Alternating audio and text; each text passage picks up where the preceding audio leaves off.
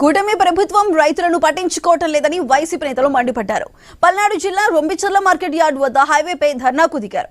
కూటమి ప్రభుత్వం రైతుల నడ్డి వీరుస్తుందని విమర్శించారు. తక్షణమే క్వింటా మొక్కజొన్న 2400కి ప్రభుత్వం కొనుగోలు చేయాలని డిమాండ్ చేశారు.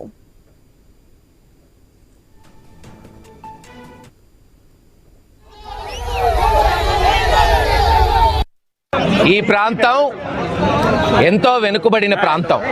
జగన్మోహన్ రెడ్డి గారు ఇన్పుట్ సబ్సిడీ కావచ్చు, స్థిరీకరణ నిధి కావచ్చు, రైతు భరోసా కావచ్చు, ప్రత్యేక రైతు కేంద్రాలు పెట్టి వ్యవసాయాన్ని పండగ చేశాడు.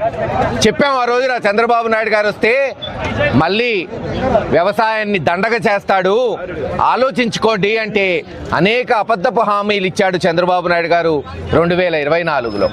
అరచేతిలో స్వర్గం చూపెట్టి ఆడవాళ్ళకి నెలకి 1500, సంవత్సరానికి 18,000, నిరుద్యోగ భృతి లేదు, అన్నదాత సుఖీభవ, 3 సిలిండర్లు, ఇలాగా అలివి కాని హామీలు ఇచ్చి ఈరోజు ఒక్కొక్కటి తొంగలో తొక్కుతూ వస్తున్నాడు.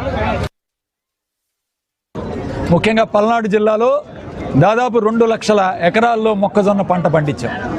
చంద్రబాబు నాయుడు చెప్పాడు ఆ రోజు, మీరు వరి వేసుకోవద్దు, ఇతర పంటలకు వెళ్ళాలి అని చెప్పి చంద్రబాబు నాయుడే స్వయంగా చెప్పడం వలనైతేనే ఇక్కడ వరి ధాన్యం పక్కన పెట్టి మొక్కజొన్న పండించే కార్యక్రమం చేశారు.